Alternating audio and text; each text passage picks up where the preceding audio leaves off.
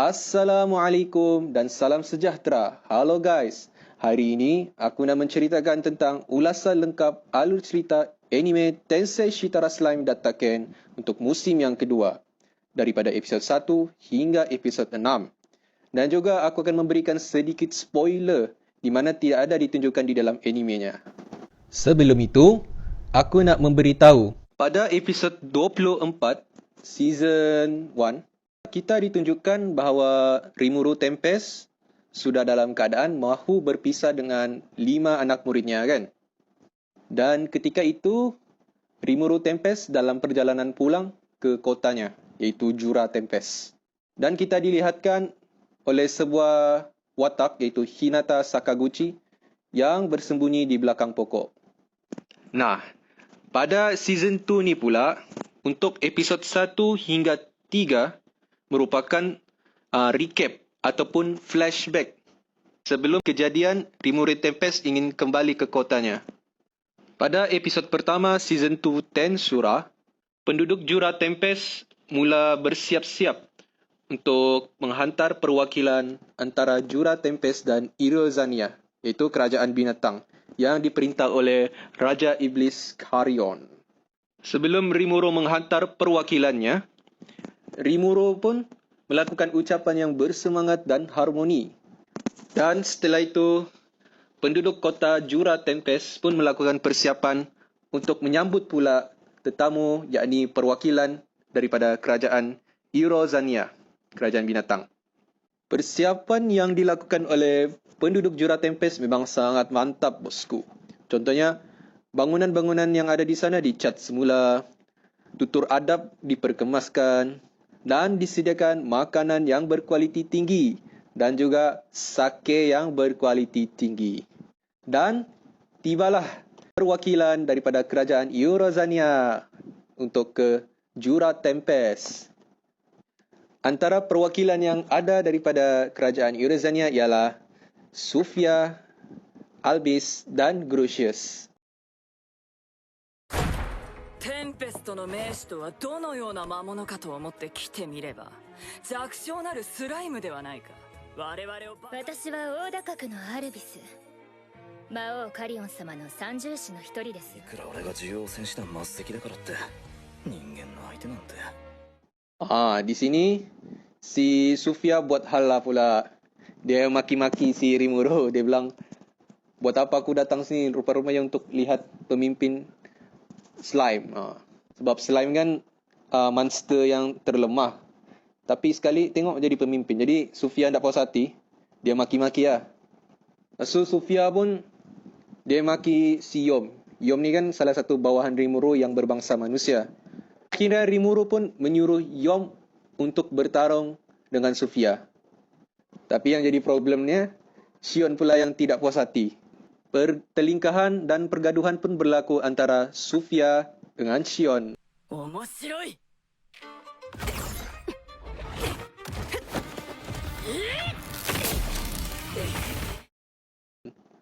Manakala Yom pula disuruh melawan Grucius. Diorang pun gaduh. Memang sama simbang lah. Grucius lawan Yom memang sama simbang. Sofia dengan Shion pun sama simbang. Last sekali, si Shion ni pun dia keluarkan satu magic yang besar. Dan akhirnya takut tak terjadi apa-apa, Albis pun menghentikan pertarungan tu. Albis ni yang tadi itulah salah satu bawahan kerajaan Irozania. Akan tapi si Shion ni dia tidak dapat kawal sihir yang dikeluarkan tu. Jadi Rimuru ni pun takut terjadi apa-apa kan, nanti meletup di situ, meletup di sana, hancur kota dan sebagainya, mencederakan orang lain dan sebagainya. Rimuru pun menunjukkan kekuatannya. Rimuru pun mengeluarkan skill terhebatnya, iaitu Gluttony, untuk menyerap magic skala besar tadi yang dikeluarkan oleh Shion.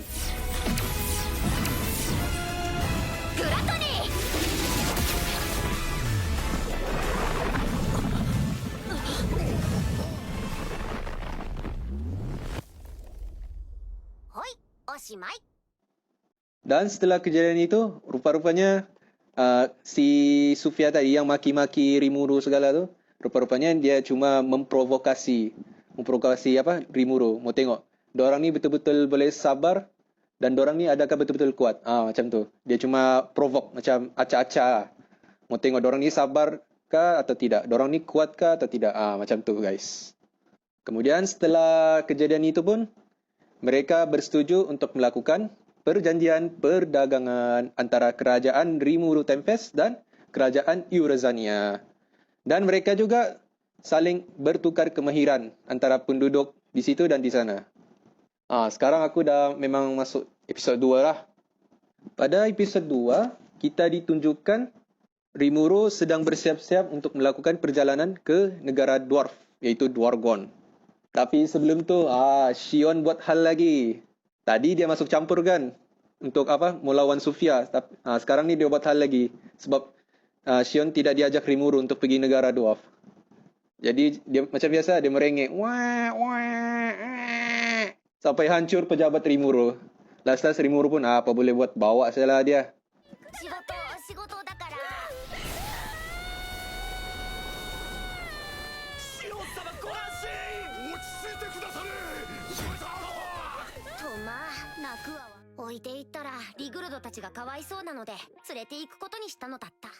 Dan apabila Rimuru dengan bawahannya pun sampai ke negara Dwargon, iaitu negara Dwarf, sambutan hangat pun didapati daripada rakyat-rakyat Dwargon.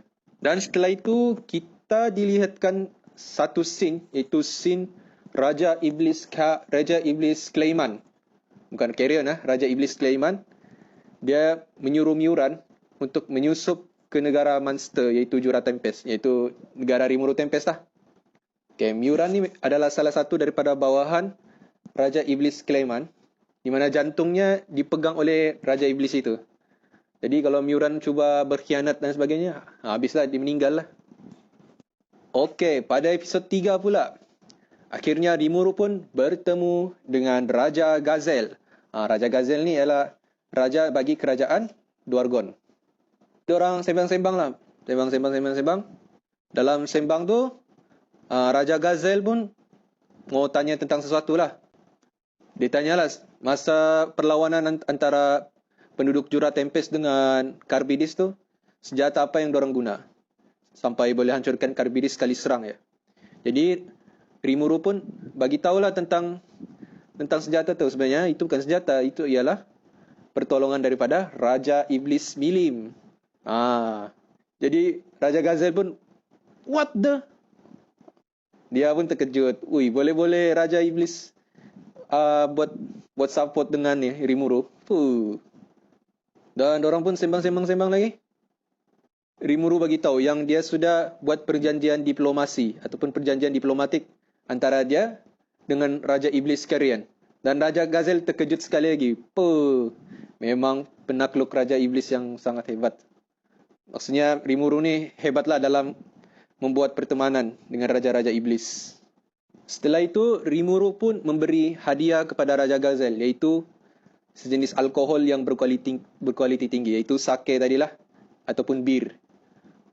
Di sini, Shion buat hal lagi, bosku. Boleh-boleh dia mabuk depan Raja Gazel. Hai, Shion.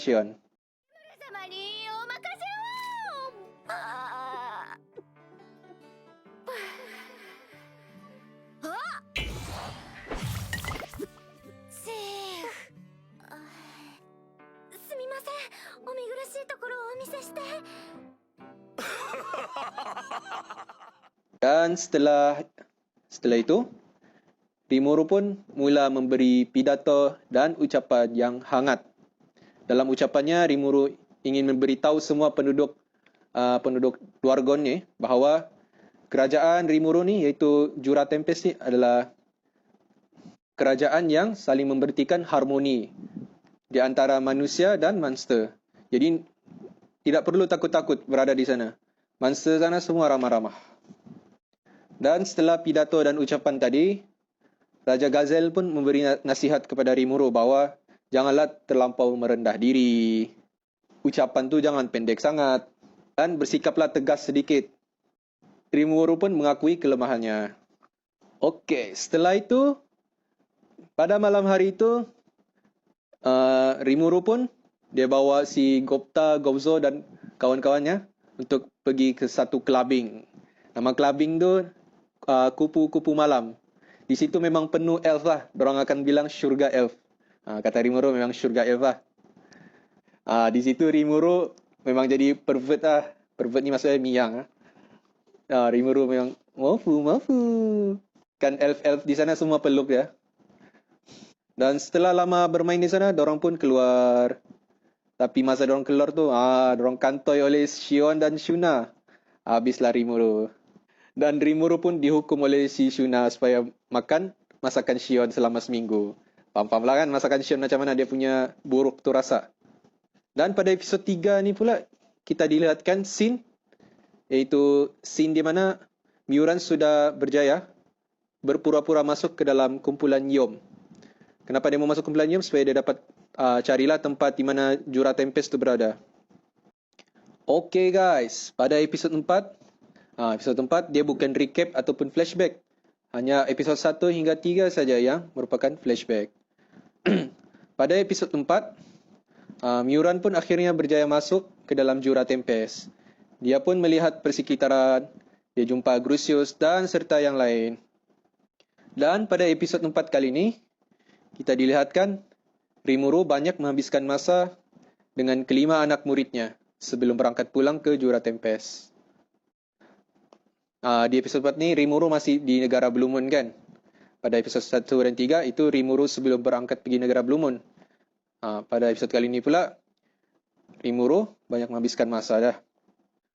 Dan ketika itu, Rimuru mendapat nasihat daripada rakan bisnesnya tentang politik dan militeri.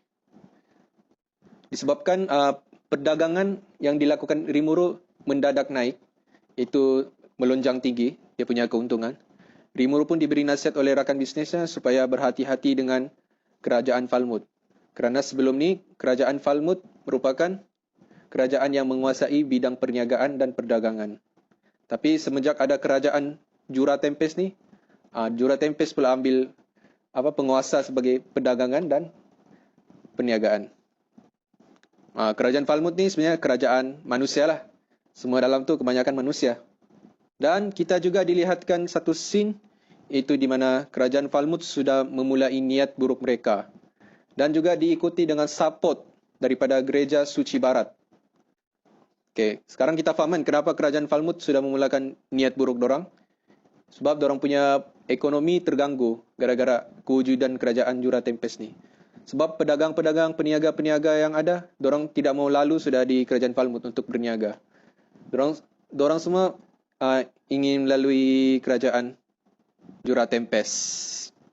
Tapi yang jadi masalah, Gereja Suci Barat pun masuk campur. Kenapa Gereja Suci Barat ikut juga dalam niat buruk kerajaan Falmouth? Sebab dorang punya kepercayaan ni, semua monster yang ada di dunia ni adalah jahat. Gereja Suci Barat memang kepercayaan dorang seperti itu. Jadi kerajaan Falmouth dan Gereja Suci Barat ni pun, ahli-ahli Gereja Suci Barat pun bermusyarat. Dorang bercadang ingin menghantar manusia isekai untuk menyerang kerajaan Jura Tempest. Okey, siapa yang dimasukkan manusia isekai tu? Seperti yang kita tahu, bukan hanya Rimuru Tempest saja yang orang yang berada di dunia lain yang pergi lahir semula di dunia isekai. Tapi ada juga yang dia bukan meninggal di dunia asalnya, tapi dipindahkan ke dunia isekai. Contohnya Hinata Sakaguchi, Shizue, dan 5 anak muridnya pun merupakan manusia isekai. Kiranya ada banyaklah manusia isekai ni. Jadi diorang mesyuarat, akhirnya diorang pun bersetuju untuk menghantar 100 askar untuk menyerang kerajaan Jura Tempest dan menghantar 3 orang manusia isekai tadi. Okay, next ke episod 5. Miyuran pun sedar yang dia jatuh cinta dengan si Yom. Pada masa yang sama, Yom pun suka Miyuran. Di sini, Miyuran diugut oleh Raja Iblis Clayman. Untuk apa? Untuk sebuah rancangan, iaitu rancangan penyerangan kerajaan Jura Tempest. Selepas itu, Soe ketika itu berada di dalam hutan, dia ternampak ada 100 askar daripada kerajaan Falmouth. Jadi Soe pun dia bagi tahulah, dia bawa klon dia pergi pejabat Rimuru untuk memberitahu tentang yang lain tentang penyerangan permulaan daripada kerajaan Falmouth. Tiba-tiba ada panggilan pula daripada bawahan Raja Iblis Carrion supaya menampung dorang punya penduduk Eurazania. Sebab dorang sekarang tengah berperang. Bila ditanya perang dengan siapa? Si bawahan Raja Iblis Carrion ini pun cakap itu berperang bukan dengan askar tapi dengan Raja Iblis Milim. What? Are you kidding me? Jadi si Soe, Benimaru dan yang lain pun terkejut. What is going on? Tapi tiba-tiba communication antara dorang dua terputus. Kenapa terputus? Sebelum tu aku nak cerita pasal 3 manusia isekai yang sudah berjaya menyusup. Yang sudah berjaya masuk dan menyamar sebagai peniaga lah. Ketika itu dorang pun dorang acah-acah memfitnah lah. Dorang memfitnah penduduk Jura Tempest. Konon dorang ni cabul, hentai semua. Antara yang difitnah adalah si Gobzo. Jadi Gobzo pun dilindungi oleh si Gopta. Jadi Gopta pun mula bertengkar dengan 3 manusia isekai itu. Jadi bertengkar, pertelingkahan dan pergaduhan pun berlaku. Dalam pertengkaran tu, manusia isekai melawan Gopta dan Shion. Shion pun ada di situ. Jadi pada masa yang sama, ketika dorang tengah bergaduh semua tu, Miuran tadi kan Miuran diugut oleh Clement kan untuk buat satu rancangan. Apakah rancangan itu? Iaitu Miuran melepaskan sihir anti-magic area.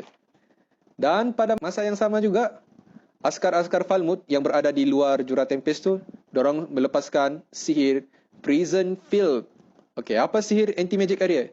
Sihir anti-magic area adalah sihir yang menghilangkan seluruh magic yang ada di kawasan tu. Maksudnya, seluruh orang yang berada di dalam area tu, area anti-magic area, tidak dapat menggunakan sihir. Prison Field pula adalah sihir yang melemahkan monster. Sihir yang melemahkan kekuatan monster. So, akibat kedua sihir yang dilepaskan tadi, penduduk-penduduk yang berada di kawasan itu pun mula melemah. Dorang jadi lemah, sayu. Dan komunikasi antara Soe, Benimaru dan bawahan Raja Iblis Carrion pun terganggu. Dorang pun tidak dapat menghubungi Rimuru Tempest. Okey, sambung untuk episod 6. Akhirnya Rimuru Tempest pun melakukan perpisahan dengan kelima anak muridnya. Ketika dalam perjalanan pulang, tanpa disedari, Rimuru sedar dalam penghalang magic yang menghalang dia punya sihir dan skill. Jadi Rimuru pun dah dapat teleport lah pergi dia punya kampung, pergi dia punya negara. Jadi Rimuru pun tanya dia punya Great Sage dah. Great Sage kan boleh jawab semua soalan. Dan Great memberitahu yang dia berada di dalam penghalang. Dan penghalang magic tu sangat kuat. Yang dapat menghalang dia menggunakan magic dan skill.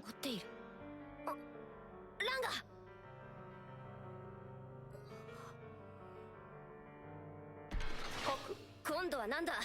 別種の広範囲結界に囚われました。別の？なんだそれ。結界内部でのスキル使用が封印。レジストしろ。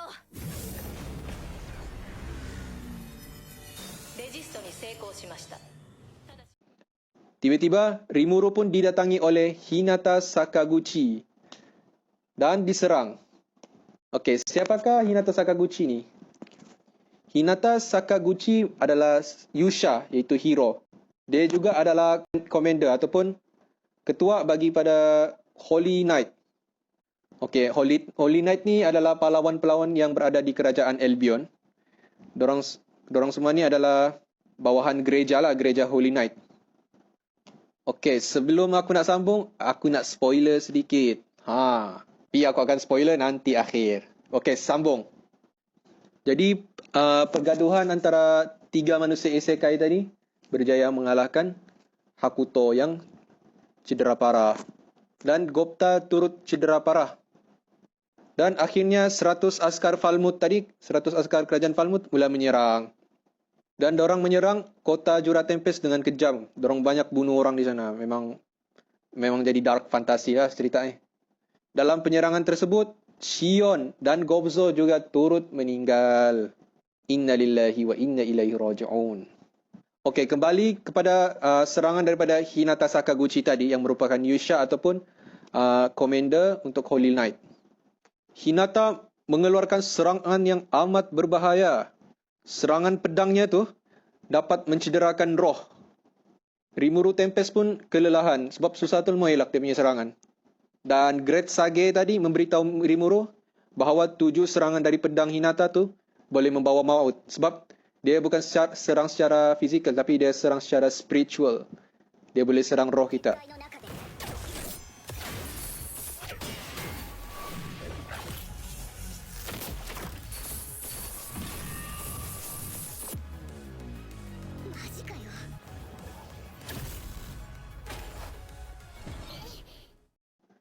Dan ketika itu Rimuru sudah terkena 6 serangan.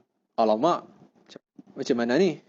Dan ketika keadaan yang terdesak tadi, Rimuru pun mengeluarkan Ifrit yang dia serap pada waktu yang dulu kan, masa dia lawan Shizue. Dan Ifrit tadi pun hampir diserap oleh Hinata sebab Hinata ada skill perebut, skill perampas. Jadi Rimuru pun panggil kembali Ifrit sebab takut diserap oleh Hinata. Orang lawan lagi. Dan si Hinata pun mula melakukan serangan ke-7 daripada pedangnya. Dan Rimuru pun dia membangkitkan kewujudan asli skill glutoninya untuk mengelak serangan ke-7 tadi. Okey, di sini aku nak spoiler. Sebenarnya Rimuru sudah meninggal dunia berkali-kali semasa lawan Hinata Sakaguchi pada kali ini. Tapi kenapa untuk episod seterusnya kita tengok dia masih hidup? Okey, di sini ada kaitan dengan salah seorang anak muridnya yang bernama Chloe.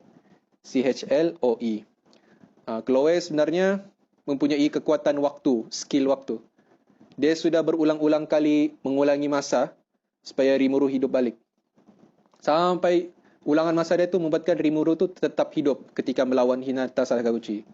Jadi maksudnya Rimuru ni sudah berkali-kali mati sebab dia kalah lawan Hinata Sakaguchi. Ketika itu Rimuru masih belum kuat sebab dia masih belum menjadi Raja Iblis kan. Jadi Chloe banyak kali menyelamatkan dia punya sensei. Tetapi itu hanya diceritakan dalam light novelnya sahaja. Belum ada di dalam manganya. So, ini sahaja daripada saya untuk alur cerita episod 1 hingga 6.